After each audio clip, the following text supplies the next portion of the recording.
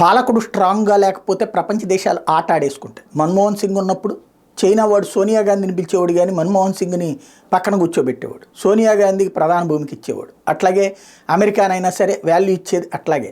ఓవరాల్గా చూస్తే ఇవాళ నరేంద్ర మోడీ పవర్ఫుల్గా ఉన్నాడు కాబట్టి ప్రపంచ దేశాలని మూసుకు కూర్చుంటున్నాయి. ఇదంతా ఇప్పుడు ఎందుకు చెప్పాల్సి వస్తుంటే ఇజ్రాయెల్కి సంబంధించి తాజాగా ఇజ్రాయెల్ని దెబ్బకొట్టాలనుకుంటున్నాయి అమెరికా, యూరప్ దేశాలని. ఏంటి అంటే అది ఇప్పుడు హమాస్ మీద గెలిచి అలాగే చుట్టూ 4 ఉగ్రదేశాల మీద కూడా గెలిచినటువంటి సందర్భంలో గెలిస్తే గనక అది తమంతర కంటే కూడా గొప్ప దేశం అయిపోతుంది. ఎందుకంటే ఆఫ్ఘనిస్తాన్ నుంచి పారిపోయి వెనక్కి వచ్చినటువంటి అమెరికా, క్యూబా మీద ఏమీ చేయలేక పారిపోయి వెనక్కి వచ్చినటువంటి అమెరికా, అట్లాగే వియత్నాంని ఏమీ పీకలేకపోయినటువంటి అమెరికా, అది ఇరాక్ మీద తప్పించి ఏనాడు గెలిచింది లేదు. ఆ ఇరాక్లో కూడా చివరికి వాళ్ళ చేతుల్లో ఏమీ లేదు.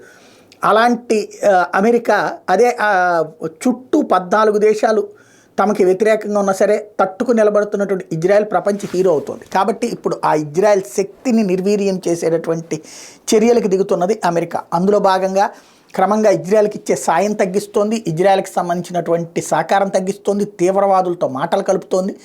అమెరికా చెప్పు చేతల్లో నడిచేటువంటి ఐక్యరాజ్య సమితి, ఆ ఐక్యరాజ్య సమితి అనుబంధంగా నడుస్తున్నటువంటి ఇంటర్నేషనల్ క్రిమినల్ కోర్ట్ ఆఫ్ జస్టిస్లో ఒక కీలక పరిణామం చోటు చేసుకుంది. పాలస్తీనా మద్దతుదారైనటువంటి వ్యక్తిని న్యాయమూర్తిగా నియమించారు. ఓ పక్కన పాలస్తీనాలో అన్యాయం జరిగిపోతుంది, ఇజ్రాయెల్ జెనోసైడ్ చేస్తుందంటూ కేసు నడుస్తున్నటువంటి సందర్భంలో తీసుకొచ్చి అట్లాంటి వాడిని పెట్టారు అంటే అర్థం ఏంటి అంటే ఇజ్రాయెల్ మీదన డైరెక్ట్గా నువ్వు ఆగిపో అంటే ఆగట్లేదు కాబట్టి కోర్టు ద్వారా ఆపించేటటువంటి ఎత్తుగడ. ఇది అమెరికా లేదా యూరప్ దేశాలకు ఉండేటువంటి దిక్కుమాలినటువంటి బుద్ధి.